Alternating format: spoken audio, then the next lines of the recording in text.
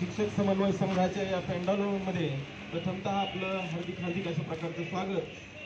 साहेब, या प्रश्नासाठी मागच्या 2 वर्षांमध्ये नानाभाऊ कोटंबे साहेब असतील, वर्षाताई असतील किंवा आणखी जे काही काँग्रेस पदाधिकारी आहेत त्यांचं आम्हाला सहकार्य लाभलेलं आहे.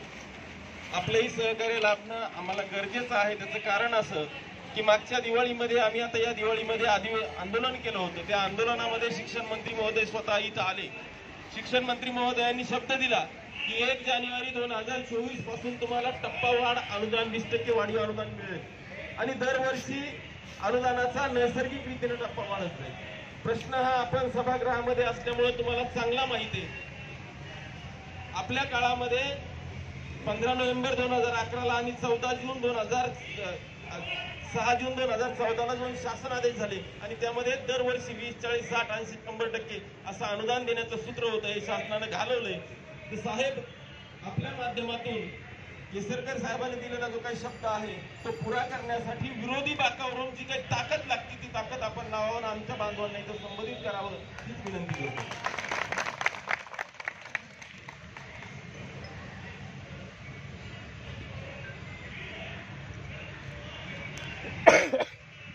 शिक्षक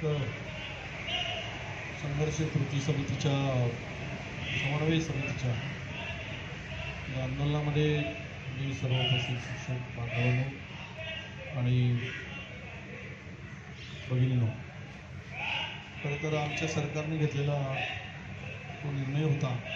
गेल्या अनेक वर्षापासून तुम्ही तुमची मागणी रेटून धरत होता आणि फेब्रुवारी 2023मध्ये आपण 20%ला सुरुवात केलेली होती आणि त्यानंतर अपेक्षित होतं की दरवर्षी 20% प्रमाणे ते वाढ होईल अशी सगळ्यांची अपेक्षा होती. कारण नैसर्गिक वाढीप्रमाणे ते जो निर्णय आहे शासनाचा त्याप्रमाणे दर वर्षाला 20% वाढवत नेऊन 100% अनुदानावर सगळे शाळा आणायच्या होत्या. मला कळत नाही की आम्ही घेतलेला निर्णय सगळे का थांबवतात. एकीकडे तिजोरीत पैसा नाही असं सांगत असतील तर मग कर्जाची वाढ होते आहे आणि शिक्षणासारख्या पवित्र अशा या कार्यामध्ये जर पैसा नाही हा विषयच होऊ शकत नाही. त्याला म्हणजे नतभ्रष्टपणा आहे असं मी मानतो.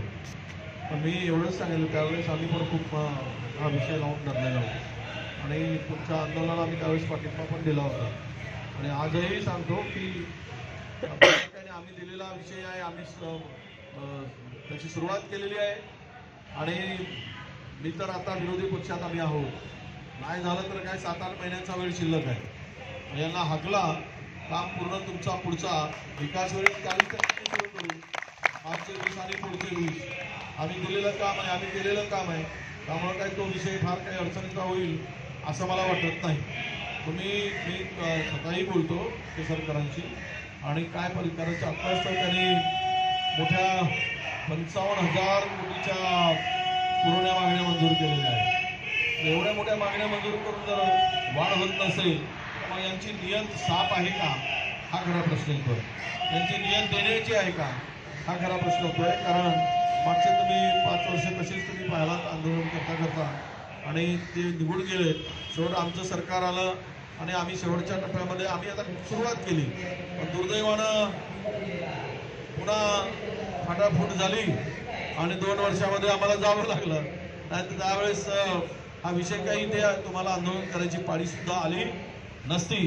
पण ठीक आहे, आता तुम्ही सुरुवात केलंय, मी बोलतो आणि नाही झालं तर आंदोलन या सगळ्या अधिवेशनातही विषय मांडू आणि त्याच्या पलीकडे जाऊन त्या सरकारला हा निर्णय जो झालेला आहे ते करायला आम्ही भाग पाडू. नाहीतर 8 महिन्यांनी बदल तर महाराष्ट्रात आहे. हे काय राहणार आहे काय त्रिपुरांचा? हे आहेत ज्यांचे दिवस भरलेले आहेत. हुकुमशाही राज्यात देशात सुरू आहे त्यातून नक्की मार्ग निघेल.